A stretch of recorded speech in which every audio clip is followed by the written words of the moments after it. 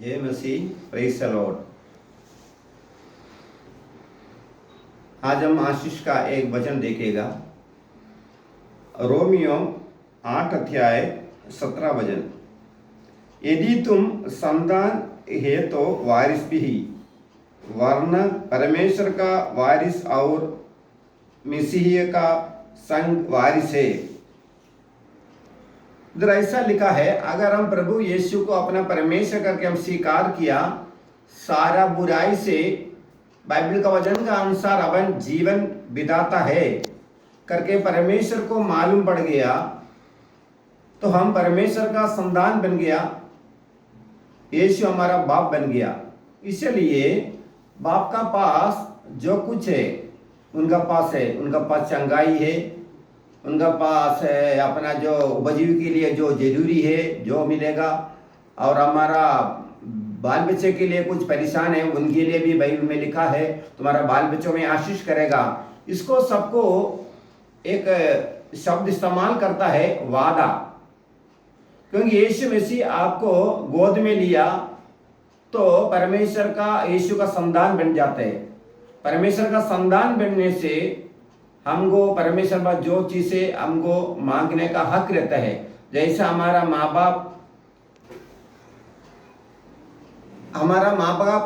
का पास प्रॉपर्टी है, हम उसका संतान है तो हमको मिलना मांगते।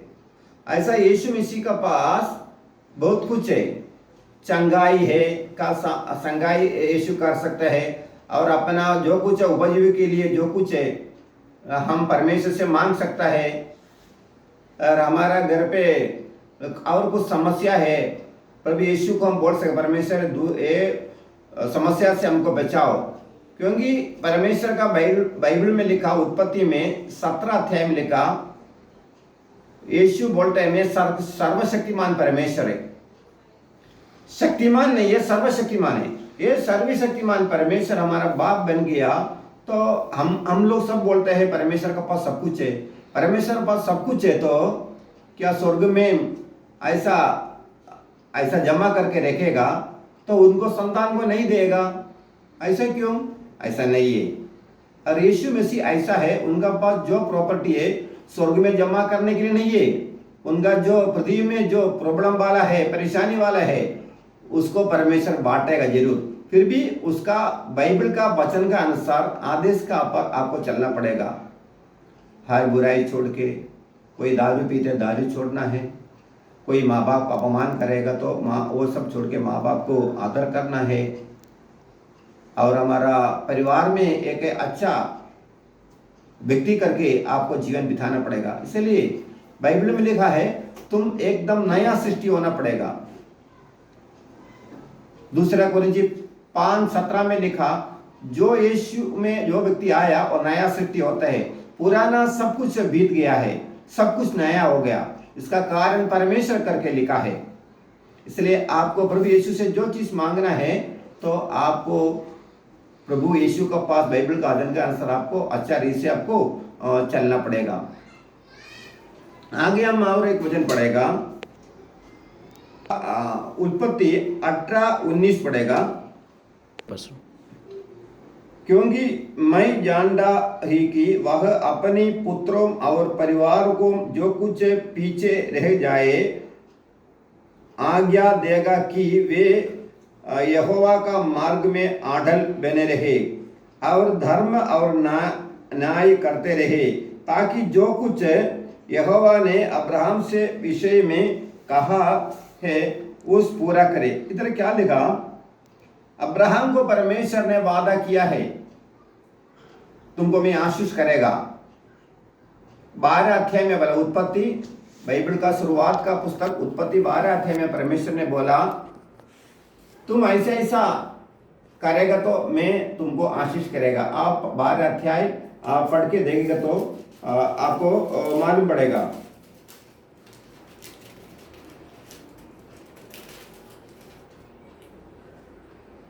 यहोवा ने अब्राहम से कहा, अपना देश, अपना कुटुंबियों और अपना पिता का घर छोड़कर उस देश में चले जा, मैं जो दिखाऊंगा। इसका मतलब अपना माँ बाप को छोड़ने के लिए नहीं बोला। अगर अपना माँ बाप का जेब में कुछ बुरा स्वभाव है तो हम वो लेने का नहीं, वही बोला। इसका मतलब ये नहीं माँ बाप को वो छोड़ने के लिए नहीं बोला। और मैं तुझे एक बड़ी जाति बनाऊंगा और तुझे आशीष दूंगा और तेरा नाम महान करूंगा और तू आशीष का मूल होगा। जो तुमसे आशीर्वाद दे उन्हें मैं आशीष देगा। इसलिए परमेश्वर वादा किया। सबसे परमेश्वर बुलाने का समय बुलाएगा तो परमेश्वर ऐसा नहीं बोलता है तो खाली मेरे पर विश्वास करो। परमेश्वर बोलते मैं तुमको मेरे पास आएगा तो तुमको आशीष करेगा। और परमेश्वर 12 अध्याय में अब्राहम को बुलाया और 13 अध्याय और 14 और 15 और 16 और 17 अध्याय में आएगा तो अब्राहम को परमेश्वर क्या बोलते हैं, तुम्हारा 12 अध्याय से 17 अध्याय तक तुम्हारा समर्पण बराबर नहीं था। इसलिए 17 अध्याय में परमेश्वर दोबारा बार उसको क्या बोलते हैं, और दोबारा बार तुम मेरे पास समर्पण करो। क्यों ऐसा बोला? पहले बार परमेश्वर बुलाया, अब्राहम उसको समर्पण किया भी है, फिर भी 12 से 17 अध्याय तक हम पढ़ेगा तो किधर भी कुछ उसका कुछ गड़बड़ हो गया। इसलिए परमेश्वर क्या बोलते हैं 17 अध्याय में 4 में ऐसा लिखा है, देखो मैं वाचा तेरा साथ बांधी रहेगी, इसलिए तू जातियों का समूह का मूल पिता हो जाएगा। आगे हम पढ़ेगा तो परमेश्वर बोलते हैं तुम मेरा साथ और वाचा करो। इसका मतलब क्या है, हम यीशु मसीह में होते हुए भी परमेश्वर बोलता और वचन से गहराई में जाओ और मेरा गहराई से मेरा आदेश में आप चलो। इसलिए मसीह में हम जीवन बिताता है, बराबर प्रार्थना नहीं करते है और बाइबल हम बराबर नहीं पढ़ता है, जो बाइबल का वचन का अनुसार पास्टर का साथ अच्छा नहीं रहता है, चर्च में जो पास्टर का साथ जो जो बराबर करना है हम नहीं करता है।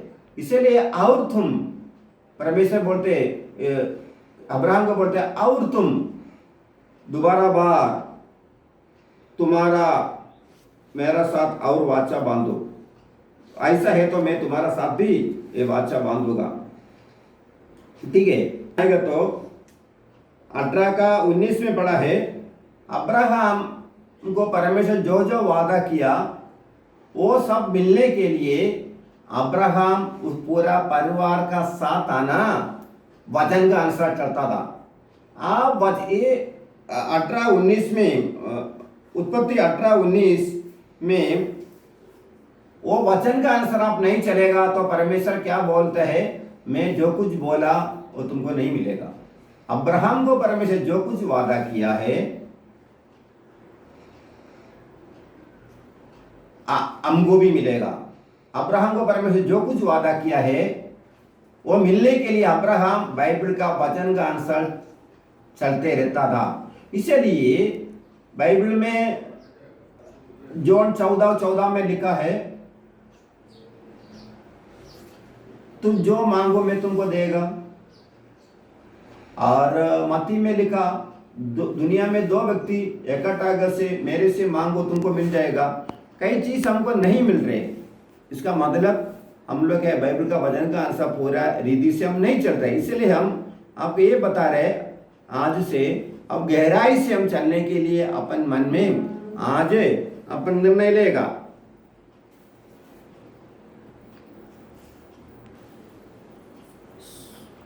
शुरुआत में हम प्रभु यीशु को शुरुआत में यीशु का प्रार्थना में गया तो आपको सब कुछ तुरंत नहीं मिलेगा, क्योंकि हमारा जो बच्चा है, छोटा बच्चा है, बच्चे को पास हम चूरी नहीं देते, क्योंकि बच्चा क्या करेगा, उसको हाथ को खराब कर देगा। इसलिए जैसा प्रभु में आप बढ़ेगा ऐसा आपको हर जरूरत आपको परमेश्वर पूरा करेगा। वो भी याकूब 4:3 में लिखा, जो चीज आप मांगेगा तो लालच से नहीं मांगना मांगते। तो आपको वो जीवी के लिए जो तुम्हारे बच्चे को जो पढ़ाई है, जो कुछ तुम्हारा जरूरी के लिए, हमारा घर पे तुम्हारा किसका शादी नहीं हो रहे, तो जो कुछ हमारा खेती में पीक बराबर नहीं आता है, तो तो हमारा उपजी के लिए अपन जो मांगेगा जरूर आपको परमेश्वर देगा। परमेश्वर कभी झूठ नहीं बोलता है। आप सच्चाई से परमेश्वर का वचन से चलेगा, जरूर आप जो बोला है आपको परमेश्वर जरूर करेगा। इसलिए गिनती का किताब 23:19 में लिखा है, ईश्वर मनुष्य नहीं है झूठ बोलने के लिए। इसका मतलब आपसे परमेश्वर जो कुछ वादा लिखा, परमेश्वर मनुष्य नहीं है झूठ बोलने के लिए। इसका मतलब परमेश्वर बाइबल में विश्वास करने वाले के लिए जो कुछ वादा किया, तो परमेश्वर का वादा झूठ नहीं है, सच है। इसलिए पूरा तरह से आप विश्वास कर से परमेश्वर से आपको जो उपजीवी के लिए जो मांगना है। और दूसरा कुरिन्थी 1:19 में लिखा, एक बार परमेश्वर हाँ बोला तो हाँ है। एक बार परमेश्वर वादा किया, हाँ बोला तो हाँ है, वो कभी बदलेगा नहीं। परमेश्वर कभी बदलेगा? हम परमेश्वर से वचन से हम बदलते चलेगा तो परमेश्वर का वादा परमेश्वर बदल सकता है, नहीं तो परमेश्वर का वादा परमेश्वर नहीं बदलेगा। राजा 8:23 में लिखा, परमेश्वर का वचन परमेश्वर पूरा पालन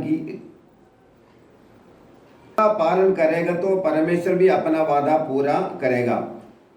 परमेश्वर का साथ आपने बाइबल का वचन का अनुसार वचन पूरा करेगा तो परमेश्वर आपको बाइबल में जो वादा किया वो भी परमेश्वर जरूर पूरा करेगा। पहले राजा 8:23 में लिखा। और दूसरा पौलुस शमूएल 2:30 में लिखा है, यहोवा ने बोला, परमेश्वर पहले बोला था, फिर भी परमेश्वर क्या किया, उसको मन बदल किया। क्यों? परमेश्वर का वादा का अनुसार नहीं चलता था, इसलिए परमेश्वर क्या किया, शाऊल राजा, परमेश्वर पहले वादा किया था राजा को, मैं तुमको ये सारी चीज देगा। फिर भी राजा ने क्या किया, परमेश्वर का वादा का अनुसार नहीं चलने से परमेश्वर क्या किया, पहले उनको जो वादा किया वादा परमेश्वर तोड़ दिया। इसलिए परमेश्वर का वादा बाइबल में बहुत कुछ है, फिर भी हम लोग बाइबल का वचन करना नहीं चलेगा तो हमको मिलने के लिए मुश्किल पड़ेगा, हम नाराज होएगा, हमारा बहुत आशा का साथ प्रभु के यीशु पास आया, हम निराशा से हम जीवन बिताना पड़ेगा। इसलिए आपको यही हमारा विनती है, आप बाइबल का वचन का अनुसार चलिए, जरूर परमेश्वर आपको आशीष करेगा। ये वचन का अनुसार परमेश्वर आपको आशीष करे।